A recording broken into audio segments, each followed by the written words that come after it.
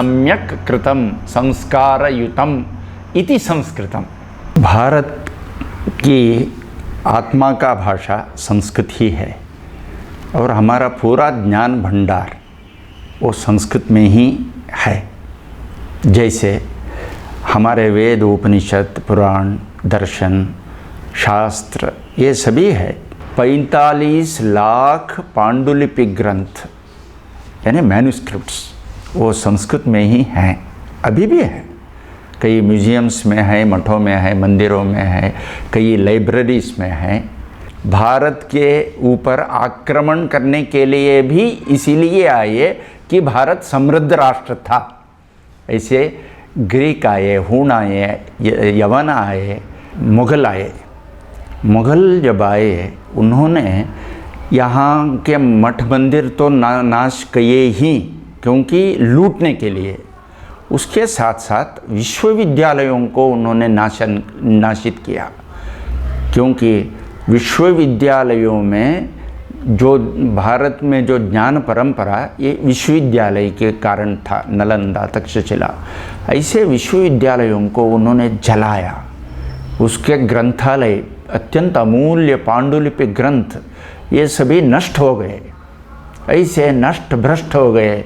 उन्होंने वो आक्रमण केवल ये भूमि के लिए आक्रमण नहीं रहा, ये पूरा यहाँ की संस्कृति ही नाश करना, यहाँ की शिक्षा व्यवस्था ही नाश करना, ये उनका लक्ष्य था। गांवों में जो गुरुकुलों में जो आचार्य बनते थे वो काम रुक गई। इसके कारण भारत पिछड़ गया, संस्कृत शिक्षा पीछे हट गई। एक अंग्रेज भारत में आए, वो थोड़ा चतुर थे, संख्या कम थी उनकी, किंतु इन लोगों को आपस में झगड़ाना, इसीलिए डिवाइड एंड रूल उन्होंने शुरू कर दिया। उन्होंने यहाँ की शिक्षा पद्धति को शासन केंद्रित शिक्षा पद्धति बनाई। The government controlled education system ये अंग्रेजियों ने लाया।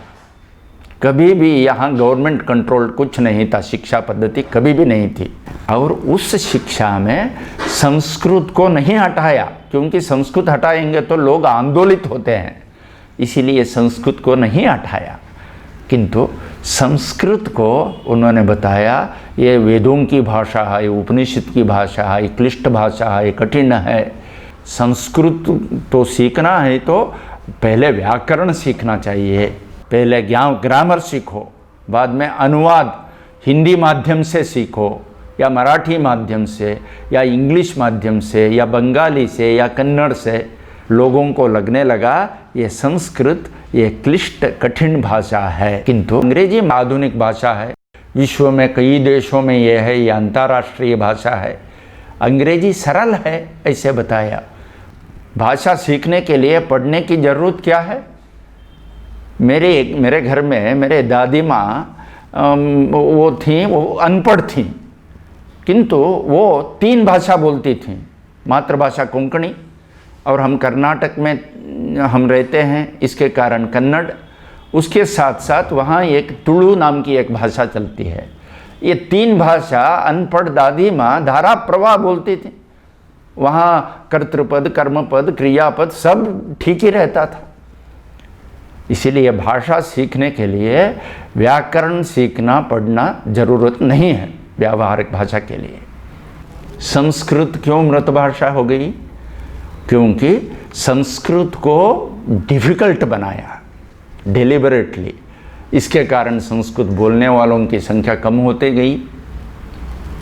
इसके कारण संस्कृत चला गया, संस्कृत के पीछे पीछे संस्कार भी चले गए, संस्कृति भी चली गई। हमारी भाषा सभी भाषाओं में संस्कृत ही भरा था, क्योंकि संस्कृत हमारी सभी भाषाओं का, भारतीय भाषाओं की जननी संस्कृत। स्वामी विवेकानंद ने बताया था, Sanskrit and prestige go together in India, without Sanskrit no Prestige.